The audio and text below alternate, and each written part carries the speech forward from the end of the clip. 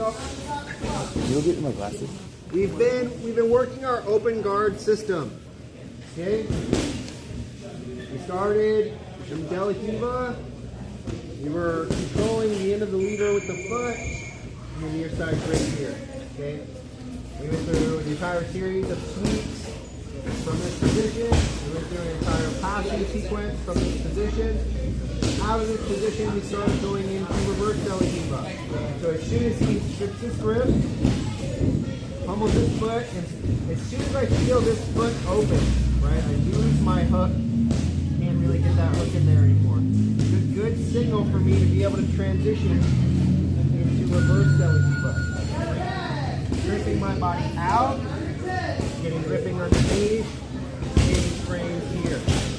Okay? Then we started working back into an open guard. Where I square up, out of reverse De La Riva, right? I can go double, feet underneath here, and instantly get a back step to get good things.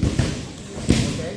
So notice, it's all reinforces, right? I can always make the choice to go back to the De La Riva.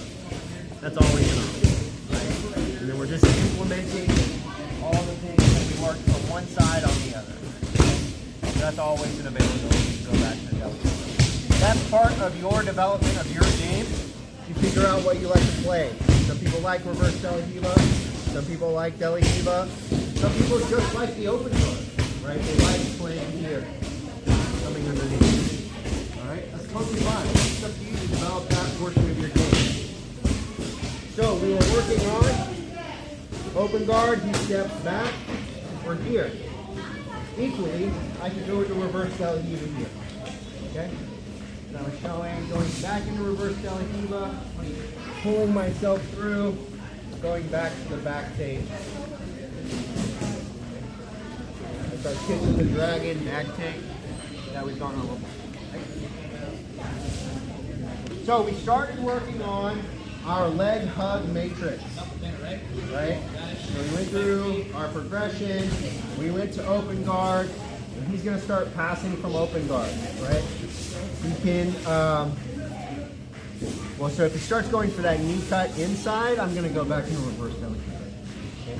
So he starts passing outside. So when he passes outside, yep, he might start pinning that leg, in which I'm going to go a spider guard grip.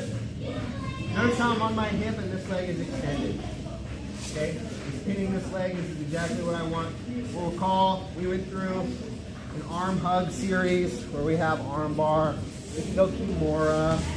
We did the sit up to the back.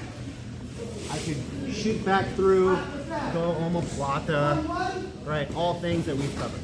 Right? And then we went into the leg hug. The same thing. He's passing, pinning that leg, but this arm is down and away, right? Maybe he's grabbing my pant and pushing down and away. So I can't really get a good angle on this arm. But we notice that this leg is readily available. This is where we were last week, right? Hooking here, coming through. I can take the floor, sit up, I can take the back. Okay? You recall, this is where we were at. So now we're going to deal with what happens is that as I go for this, he extends his leg and starts like facing me, right? So we went through going this leg out.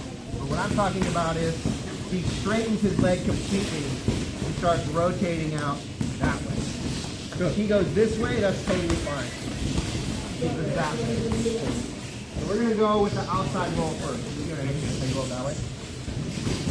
We're going to deal with both of those scenarios, right? And your opponent's likely going to do that. They're likely going to straighten their leg and start rolling one way or the other. You see how natural that response is to try and pull himself out? So we're back. We're an open guard. We're here. Passing. I bring a foot in the bicep. This is very important because it keeps them off, right? You see how this is an extended fixed frame. Very hard for him to pass. Let's start threatening this arm. As he does, brings that leg closer. So as I come in and go for this leg hug, he extends the leg and rotates. If he rotates this way, that's totally fine. He rotates that way. So we're going to deal with him rotating that way first. You're going to roll it that way. So as he rolls, okay, so I was going for that calf slicer, but now he's straightening his leg and we're coming here. Everybody see this? All right, we're going to pass our hands. I call it the hacksaw principle. It's where I connect my hands together and act like a hacksaw. That makes sense? I do this in front headlock. Remember the discussion in front headlock? It's the same thing, right? I'm here. I'm not letting go and then re-gripping, right? Because that gives him the ability to escape. I'm taking the grip that I have. Remember, we could always, if he straightens back out, I could always go back to the calf slicer. Right? That's always available. Right? If he rebends this leg, I can always go back to the calf slicer. But he knows that. He's like, I've been caught with that calf slicer one too many times. So I'm going to extend the leg. Okay? So we're in this kind of configuration. It's not reaping because I'm on the outside. I'm coming from the inside of the knee to the outside. It would be reaping if I do this. Okay? So an IBJJF, this is an automatic disqualification as soon as I cross that center line for reasons that are unscientific and stupid, but that's cool. So I'm here. This is totally legal, right? Everything about this is legal. I could use this to sit up and start passing, which is what I would encourage the white belts to do, but if you're a student of mine, I'm always going to tumble you head first into leg locks. So number one, we're going to go pinky to pinky, all right? We work here. Hacksaw control. Using my leg to take his knee and start bringing it in. I'm going to come up. I'm going to connect my pinky toe, my pinky finger to his pinky toe. Over here. I grab my own hand like a Kimura grip. Exactly like the Kimura, right? I'm here. And I'm going to take his foot and I'm going to touch it to his butt. He's already tapping, okay? If they're not tapping yet, we now rotate towards the butt, all right? So we'll do that from the top again, just from the leg up, right? Again, this is just things we built on. Everything else up until this point is exactly the same. We're here, he pins the leg, right? He walks his leg within reaching distance of this hand. So I go scoop grip, and I go to kick this leg over, but he straightens that leg, and goes to try to turn out that way. Yeah, he's trying to extract his leg this way, right? So what I'm doing is I'm hugging, kind of like I'm doing a rear naked choke, I'm hugging here. And I'm pulling my hips towards his hip to tighten up, okay? If he keeps trying to turn, I come up to my elbow, hacksaw, grab the toe here. Okay? Everybody see that? It's not very complex, right? We work here for the calf slicer. I'm just shooting my hips closer, changing my grip. Pinky finger, pinky toe. Roll. Like I'm doing a Kimura grip. Double motorcycle. He's already wanting to tap. Okay? His natural defense is going to be to try to extend this leg straight, right? That way I can't get the braking mechanics. So what I do is I turn my hips and I rotate towards his butt. Okay, if they're not tapping yet, I drive this all the way through his butt and then I rotate and get the tap. Oh, I missed it. Let's demonstrate how that's exactly like a Kimura grip works. So inside control, right? Imagine it's his pinky toe, right? I'm taking my pinky finger to the pinky toe. I'm coming up. I'm getting my hips over the power line, and then I'm rotating for the finish. You see how that mechanic is exactly the same, whether it's the toe or the arm, right? I'm here. I get the arm pinned to the back, just like I was pinning the foot to the butt, and then I rotate here.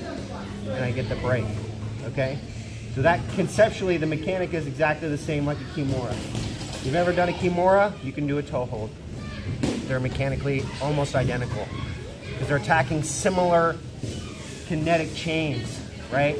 Shoulder, elbow, wrist, hip, knee, ankle are very similar in their configurations and their braking mechanics. Okay? one more time. I'm going to have him make me, so I'll show you the response that exactly I'm looking for. So we're here. We're an open guard. He's passing. He breaks that grip, right? He's not going to let me have this grip. If he breaks that grip, yes, he does. I extend that foot straight. He's pinning. I can even extend this leg out, so in order for him to pin, he's got to bring his leg closer. Right? If he wants to pass, he's got to walk towards me. So I grab here, and I start coming in. I like to take this foot and hug like this, okay? But before I can get to the calf slicer, he extends this knee, and he rotates that way. Good. I'm holding the leg. Switching the hand.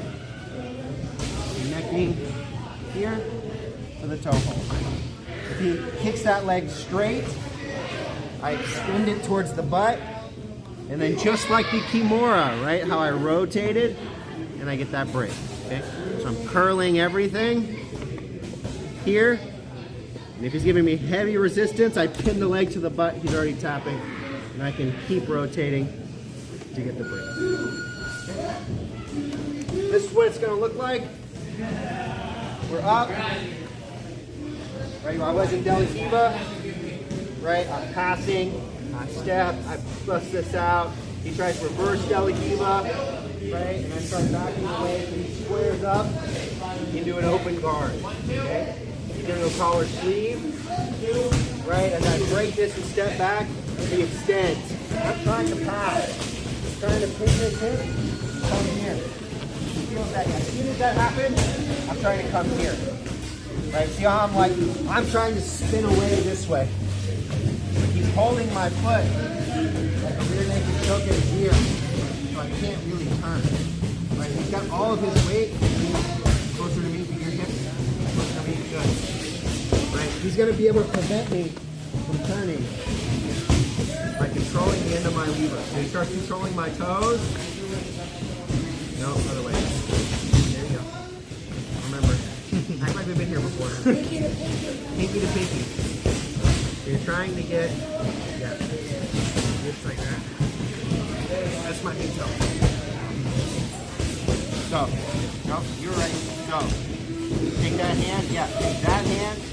There you go. Good. Now grab your own wrist. Good. Good. Now we start bringing this leg in. Notice, I'm trying to get my heel to my butt like this. Then I can resist. If I can extend this leg straight, I can resist the breaking hand. You've got to lock his ribs together. Like this. Think your core ribs. Towards that. There you go. Good. See how that breaks me down? Now you're putting my heel to my butt, touch my toes, to my butt.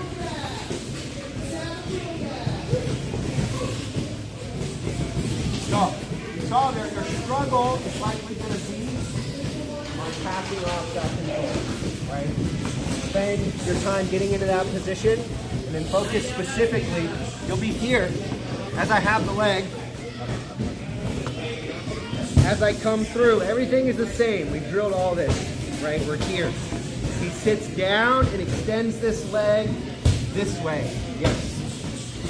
So I follow that rotation with my head.